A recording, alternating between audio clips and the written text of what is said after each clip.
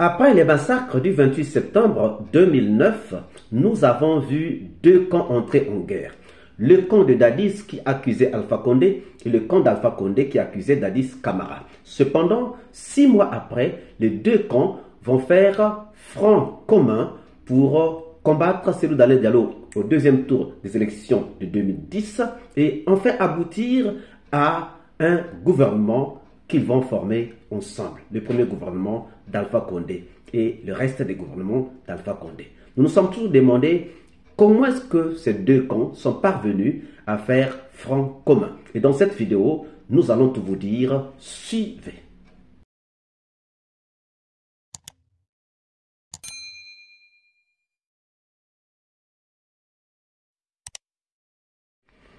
Alpha Condé n'aurait-il pas aidé Dadis Camara à effacer les traces, les preuves des massacres du 28 septembre 2009?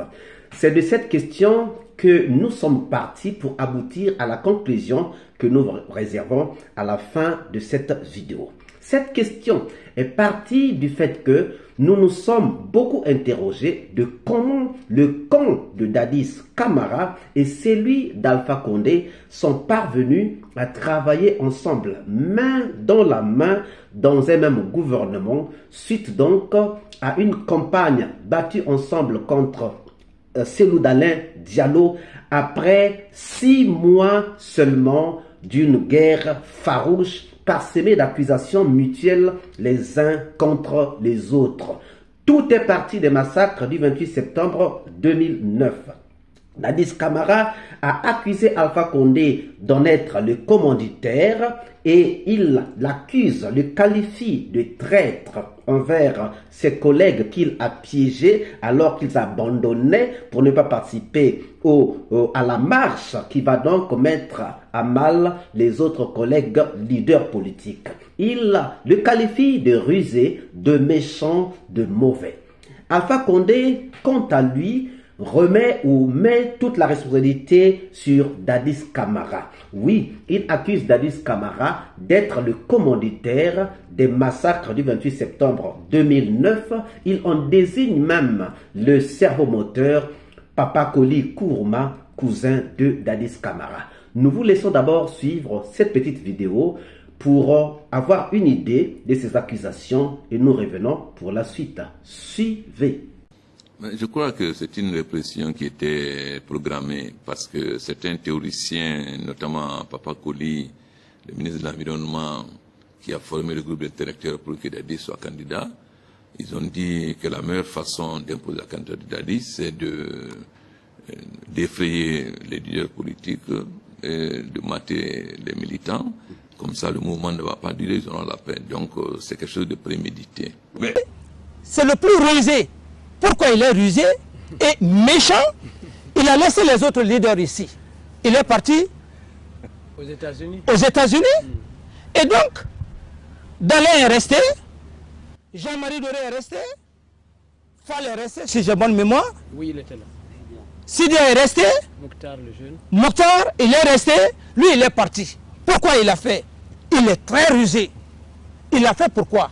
Parce qu'il sait que s'il y a la justice, de près ou de loin, si ces hommes-là ont tiré, ces hommes ont tiré. Mais la loi condamne que lorsque tu conduis un mouvement et que tu n'arrives pas à contrôler le mouvement et que tes partisans se saisissent des armes de guerre et que tes partisans portent préjudice aux usagers, brûlent les véhicules et qu'il y ait des morts, tu en es responsable.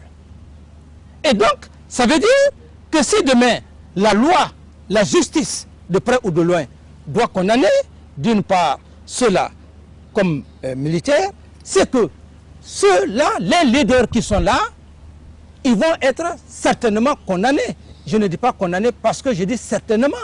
Et donc, s'ils sont condamnés, ça veut dire qu'ils sont disqualifiés des élections. Seul Alpha Condé, qui est rusé, il n'est pas disqualifié. 6 mois donc après cette guerre que vous venez de suivre, les deux camps font front commun pour battre Cellou Dalein Diallo au deuxième tour des élections de 2010. Finalement, ils vont parvenir à avoir le pouvoir, donc Alpha Condé parvient à avoir le pouvoir, il va former un gouvernement dans lequel nous allons retrouver les deux camps. Donc dans ce gouvernement, on retrouve tous les proches de Dadis Camara, parmi lesquels Papa Koli Kourouma, désigné par Alpha Condé lui-même comme cerveau penseur des massacres du 28 septembre 2009. On y trouve aussi des caciques du CNDD très proches de Dadis Camara, comme le colonel Tchekboro, le colonel Pivi et bien d'autres, pourtant des gens cités, épinglés dans les massacres du 28 septembre 2009. Alpha Condé a-t-il oublié qu'il est avec ceux qu'il a qualifiés des criminels? Alpha Condé a-t-il oublié que ce sont ces gens qui ont massacré des populations paisibles au stade? Alpha Condé a-t-il oublié que ce sont ces gens qui ont massacré ces militants au stade? Dadis Camara a-t-il oublié que c'est celui qu'il accusait de commanditaire des massacres du 28 septembre 2009? Dadis Camara a-t-il oublié que c'est Alpha Condé qu'il qualifiait de traître, de rusé, de méchant, de mauvais? Que s'est-il donc passé? Les hommes politiques guinéens sont-ils sérieux? Sont-ils conscients? Le problème, où est-il? Où est le problème? Que s'est-il donc passé? Comment est-ce que ces deux camps sont parvenus à travailler ensemble après cette guerre? Le deal. Donne-moi tes votes, j'efface le tableau.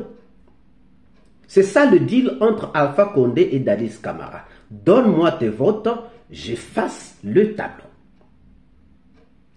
Alpha Condé se dit: j'ai combattu pendant plus de 40 ans. J'ai fait la politique pendant plus de 40 ans. J'ai subi pendant plus de 40 ans. Mon problème, c'est d'arriver au pouvoir coûte que coûte. Coûte que coûte, je dois arriver au pouvoir et c'est le moment où jamais. C'est le moment où jamais. Après 40 ans de lutte, c'est le moment où jamais. Donc, pour Alpha Condé, devant Cellou Dalein Diallo, qui n'est pas un morceau facile à croquer, il faut faire appel à une autre personne et il fait appel à Dadis Camara. Parce qu'il sait que Dadis Camara va venir volontiers, puisque Dadis Camara veut aussi profiter de celui qui passera au pouvoir pour trouver son impunité.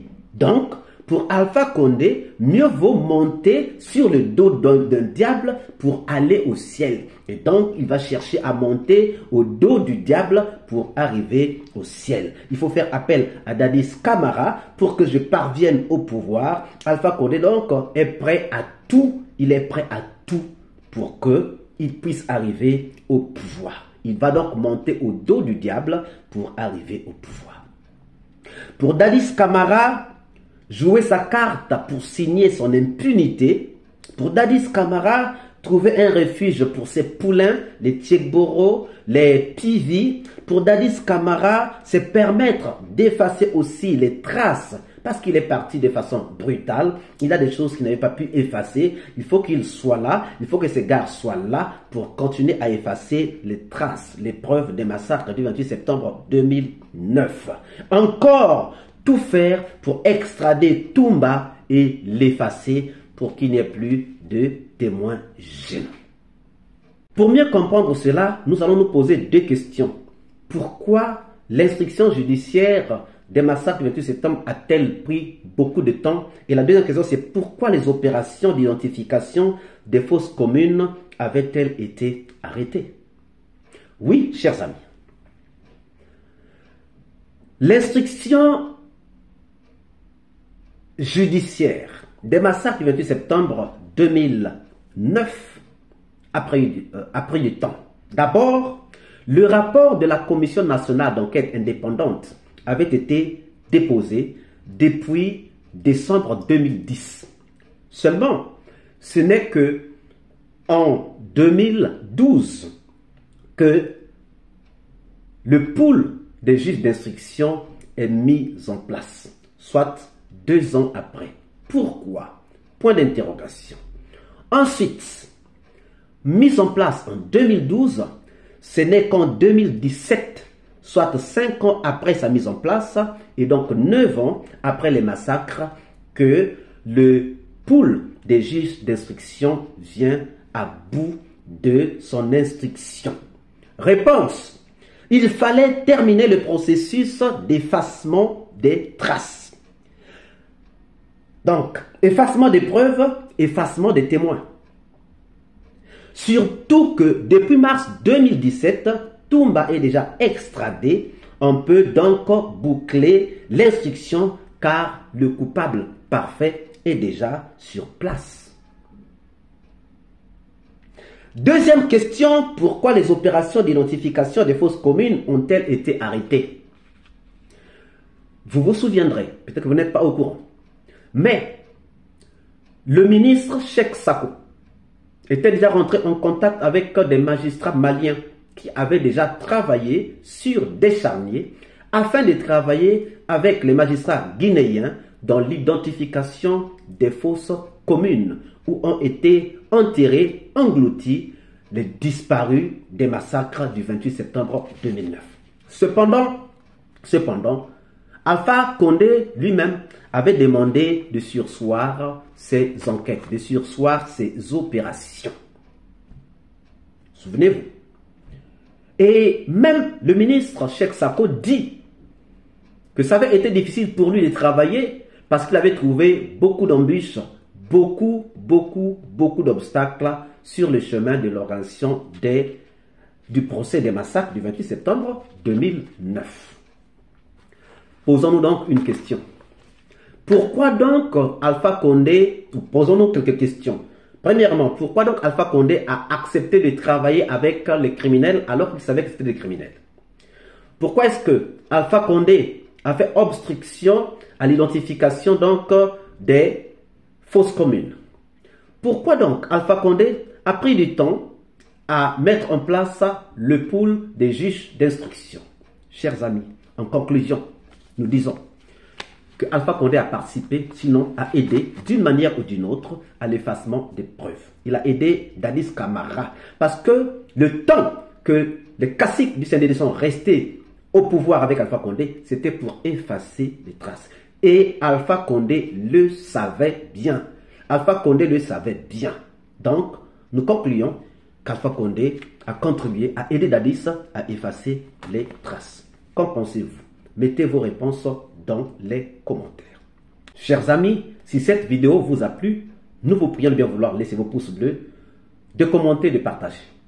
Si vous n'êtes pas encore abonné, c'est le moment pour vous de vous abonner et surtout de ne pas manquer d'activer la cloche de notification afin d'être averti à temps réel de toutes nos prochaines publications. Quant à moi, je vous dis à très bientôt pour une nouvelle capsule. Ciao!